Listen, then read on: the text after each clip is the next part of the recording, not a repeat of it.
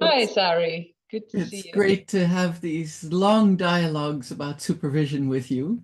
Yes, agree. Um, I'm delighted that we're going to give a program together, an EMCC Senior Accredited Program on Supervision, starting in June of 2025.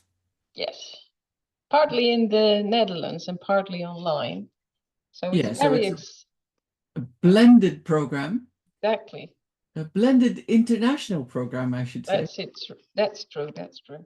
And on the 22nd of May, from 9 to 11 in the morning, we're going to give a webinar to those of you who are interested in supervision using TA. But for Yeah, now, we're recording a couple of casual conversations about our thinking about supervision. yeah. And we were talking about interventions just now, Yes. and I really like what you were saying about your idea of classical interventions in supervision globally. So can you say some more about it for this recording? Yeah, sure. So it's classical. We were just saying it's Mhm. classical in the English-speaking countries, but in Holland, it's not a classical model. Exactly, yeah. But when I did my MSc in supervision at Metanoia in 1992, 1993, I think, Hawkins and Showett had just developed their model of the seven-eyed model of supervision. Mm. And that was a revelation at the time. I'm not sure we call them interventions in supervision. It's more like you need a problem definition first. You need to know where your supervisee is stuck. And Hawkins and Showett in their book, Supervision in the Helping Professions, it was then an article, it became a book, really showed seven domains almost. Where can you look? Where can you start thinking about where your supervisee is stuck? And the model has evolved over time. They've added the contextual, which I'm really, really happy with because Yeah, we work internationally and diverse and inclusive. So that wider context is really important. But they started with six-eyed model actually at the time when I was studying it. So here you can see the client, the supervisee, and the supervisor in a kind of a cascade. And what they were focusing on is if you want to understand where the supervisee is stuck, you can kind of zoom in different levels. And the first level is the client, how they talk about their problem, who the client is. So that's focus number one almost. In TA, we have a lot of models where we can hear, what kind of ego state are people using, what kind of transactions, and that already tells you a lot about what's going on for the client of the supervisee.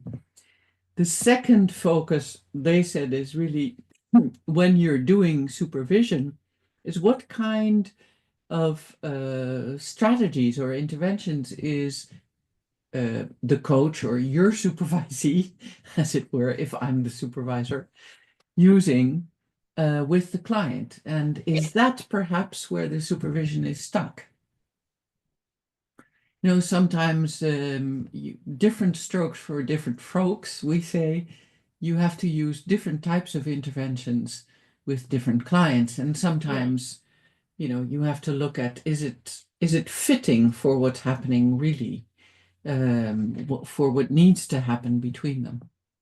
The third focus that Hawkins and Showett talked about is the relationship between your client, so the supervisee, and their client. Right.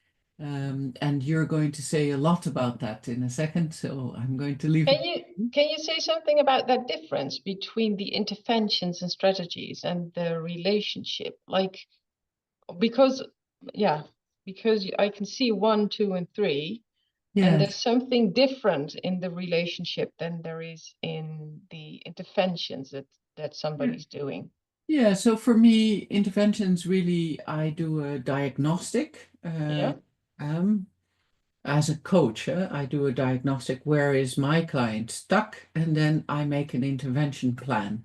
And that intervention plan, and we'll talk about that as well, is, what needs to change in behavior, what kind of relationships patterns are keeping the client stuck, and what kind of psychodynamic narrative is keeping them stuck. So that's really, number 2 is really about, you have a problem definition in mind, and then you make an intervention plan. And the third one is really about transference and countertransference. What's going on between? What's going on between us. And that's, you're going to say a lot about relational supervision. The fourth area to explore is really what's happening for the coach. So you're a supervisee, if I'm the supervisor. Internally in the intrapsychic world, where are they getting hooked? What kind of patterns are being activated for them? What are they thinking? What are they feeling? Yeah, really their experience, isn't it? Yeah, their experiences. Number 5 is what's happening between the supervisor and the supervisee, and is that a parallel process? Yeah. The article by Searles about parallel process, and many people have written about it afterwards.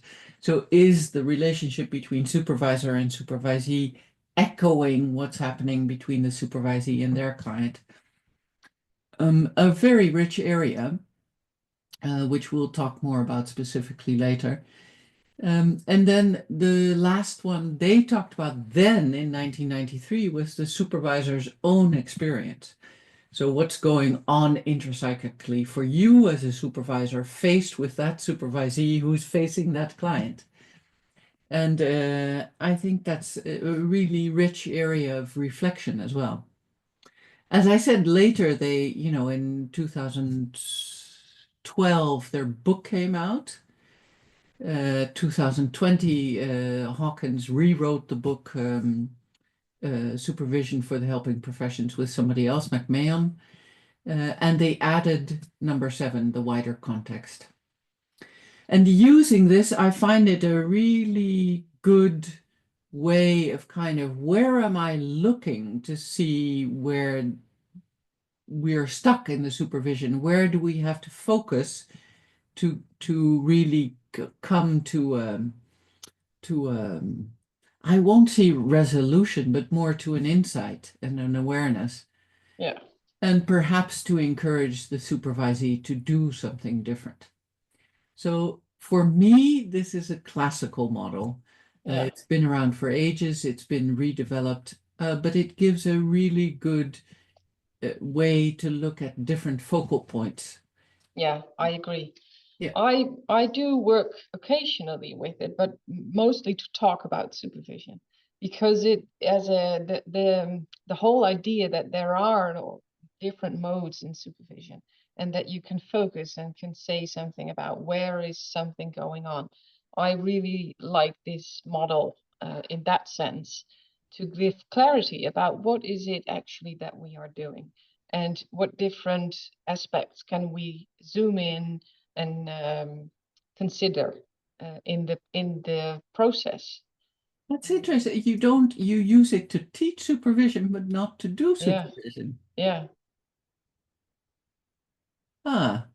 Yeah. So it gives, for me, it's also a model that gives me some kind of distance from what is going on in the supervision, which is very helpful when I have my own supervision with my own supervisor, or when I have something in which I can't understand what's going on in the here and now.